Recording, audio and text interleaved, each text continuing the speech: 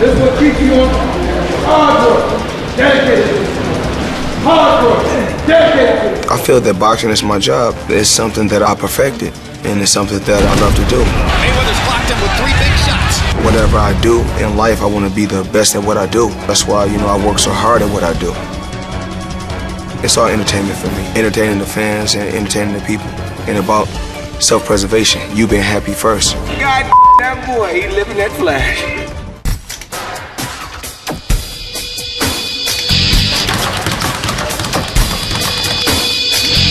For Floyd, it is a dramatic difference in opponents. This is the best fighter he's fought since De La Hoya, absolutely, without a doubt. Shane he's got super quickness. Physically, he's very fit and prepared. Right hand over the top again for Mosley. Tremendous flurry by Mosley. He's an all-out fighter. Floyd's not trying to overpower you in the fight. That's not his game. Floyd, obviously, a better defensive fighter, doesn't absorb the kind of punches that Shane will even give up. He'll take a punch to land a punch.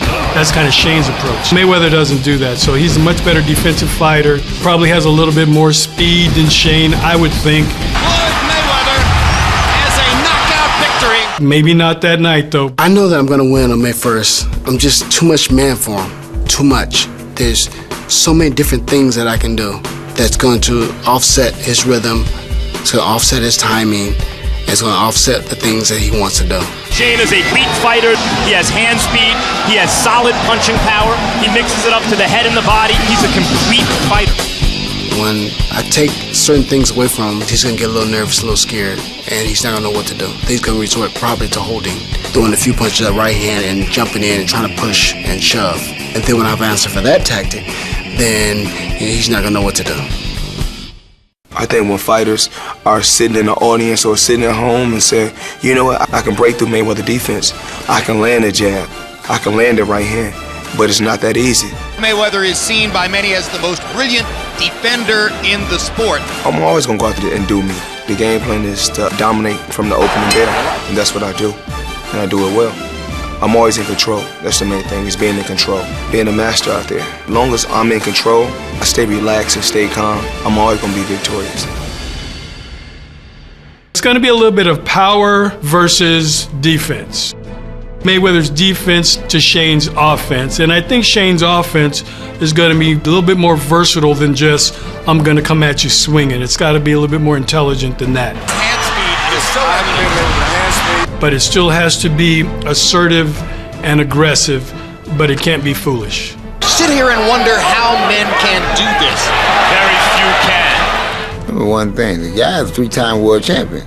And I don't think fought too many guys that were 3-time world champion, other than De La Hoya. De La Hoya fought Mosley again, so that's the toughest fight that he's ever had.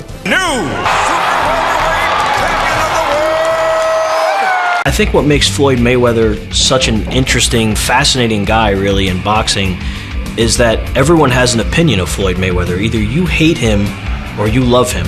Many people who tune in to see his fights, and more than 1 million people bought the Juan Manuel Marquez fight. There's a knockdown on a lefty. They either want to see him do his thing, what he does, and they appreciate what he does, and they don't care that he's, not the biggest risk taker in the ring, or they want to see him get knocked out.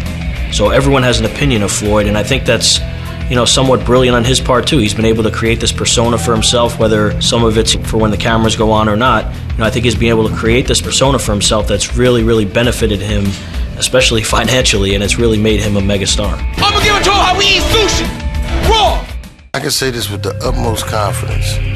I would not be surprised to see Sugar Shane Mosley knock anything out at 147 pounds. If you bring a donkey in there to weigh 147 pounds, it wouldn't shock me if Shane Mosley knocked it out. I just believe at this weight, this man is premier.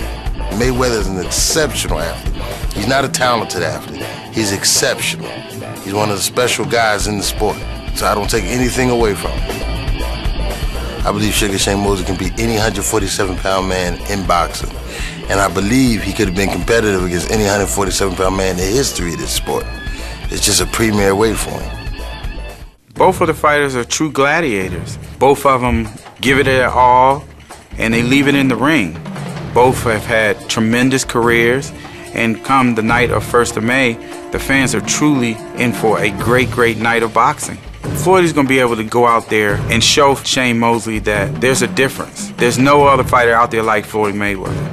And come that night, Shane and Mosley will be no different from any other fighter that has stepped up in there with Floyd.